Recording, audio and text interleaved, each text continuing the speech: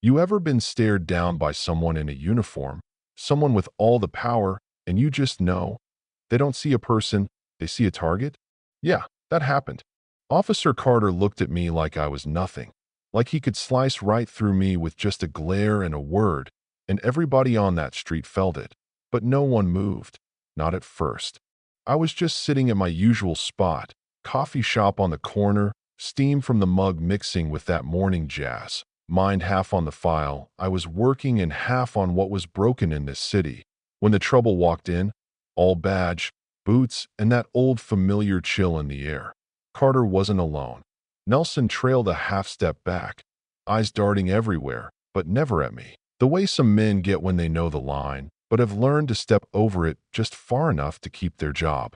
Carter barked for my ID. No explanation, no small talk, just that tone, the one meant to remind you exactly where you stand in this country if your skin's the wrong color. I asked why, polite but firm, and you'd have thought I'd pulled a weapon. He curled his lip, voice all contempt, calling me out for looking defiant, saying, "You know what your problem is, boy? You got too much nerve looking at me like you got rights." That's when folks started to notice. Cell phones slipped from pockets. Conversations dropped to whispers. Old-timers frozen in their tracks. I could feel Carter's authority closing in, the click of the handcuffs loud as a gunshot in my memory, Nelson circling round to box me in. You know what I mean? I stood my ground, kept my voice steady. "Sir, with all due respect, you haven't cited a single legal reason for stopping me. If this is your standard procedure, maybe this city's got bigger problems than I do." The crowd pressed in, hungry for a story but afraid to get involved. Carter's hand was already on his cuffs when Nelson dropped the pretense and muttered, "People who act like you got something to hide. Let me back up a sec. See, what Carter didn't know, what none of them knew, was that I wasn't just some suit with a coffee habit. I'd made my career exposing exactly this kind of abuse. Federal agent, trained to see through lies, to follow the paper trails these guys always left behind. They picked the wrong man to try to make an example of, but that didn't stop Carter. The cuffs snapped shut, cold against my skin, and for one moment I caught the eyes of a kid on a bike, mouth hanging open. No one said a word. And then, out of nowhere, a woman across the street, Maya Collins, freelance reporter, flips her phone to live stream. "You are watching live from West Side. A black man in a suit being detained by police. No explanation." Just like that, it was out of their hands. Comments started flying. What did he do? Why won't they say? Someone tag a lawyer. Within the hour, my face, my name, was everywhere. Social media did what the crowd couldn't. Pushed the story into daylight. Forced the local news to call it what it was. Abuse of power, racial profiling, old wounds torn open. Lawyers reached out, civil rights groups organized. Even ex-cops started dissecting the arrest, frame by frame, pointing out every violation, every place Carter and Nelson broke their own code. And the precinct? They closed ranks, called it standard procedure. But for the first time, they were on the back foot. But this isn't just about two bad apples. Inside the precinct, another story was unfolding. Elias, young desk officer, stuck between loyalty and truth, recognized my name. He'd read my work, used it in his thesis. Quietly, he slipped a note under the cell door. "I know who you are. Contact me when safe." That's the thing about systems like this. The rot isn't just in the open. It seeps into everything, touches people who still want to do right but are scared. Elias watched his own father get pushed out of the force for reporting a dirty cop.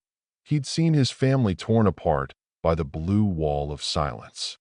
Now he was risking his job, maybe more, to make sure my case didn't disappear. That same day, a new face showed up.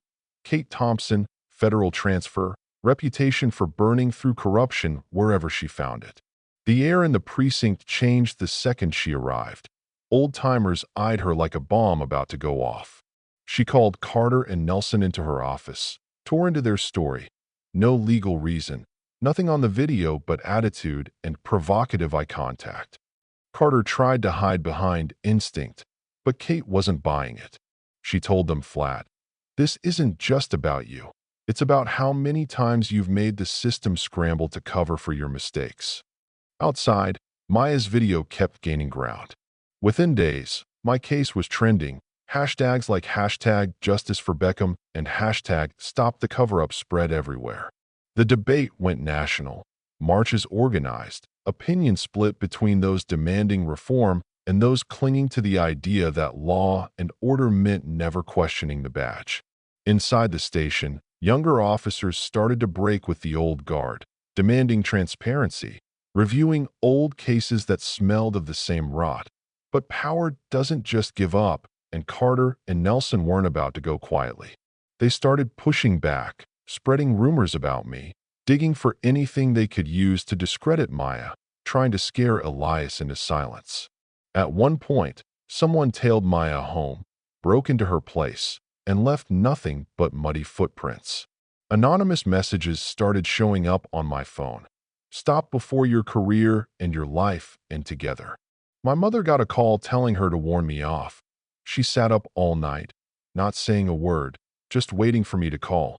And then the twist, Marvin Leong, old school internal affairs lawyer, called a midnight meeting. In that little room, just me, Kate, Elias, Maya, and Marvin. We spread out every piece of evidence. Deleted emails, falsified arrest records, a recording of Frank Daniels, the real boss behind the scenes, telling his people, deal with one pawn, don't let the board shake. The system wasn't broken by accident, it was engineered that way. Daniels had been running cover for years, promoting loyalty, rewarding silence, making sure anyone who threatened to break the cycle got pushed out or set up, that we weren't just fighting for my case anymore. We were aiming to crack open the whole machine. Elias, risking everything, snuck into the old data archive, unplugged servers, recovered emails, arrest records showing tampering, command-level orders to prioritize stability over justice. He delivered it all to a safe house, 3 backup drives, a map of the whole dirty system. Clay Morris, a demoted IT tech, confirmed the files were real, encrypted with tools only top brass had access to. That evidence wasn't just proof, it was a lifeline, enough to put Daniels and his people on trial for more than just my arrest. But Daniels saw us coming. His people hacked into our network, corrupted a backup, bribed a legal aid to leak our strategy. The next morning, conservative media went after me and Maya. Old cases dragged up, personal photos posted, headlines shouting black lawyer suspended, freelance reporter breaks ethics. Even some of Marvin's legal team pulled out, too scared to go further. Then it was clear. This wasn't a battle of paperwork or policy. It was a war. Our team locked down, set up encrypted channels, split into safe houses, coordinated every step like a campaign. We planned a double strike. Court and public opinion, evidence and narrative, backup data sent to journalists in Europe and Canada in case anything happened to us. Every move we made, Daniels countered. Every time we thought we'd closed every hole, another traitor or anonymous threat popped up that we pushed ahead anyway. Practice sessions for the hearing. Kate playing the prosecutor, grilling me so hard I almost snapped, but I learned to keep my voice level, to aim every word not just at the judges, but at every person watching.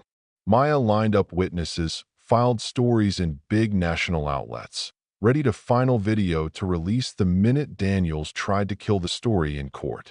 Marvin built a timeline of every procedural violation, every cover-up, every command-level email, and the night before the hearing, in a dark, makeshift war room, we gathered for the last time.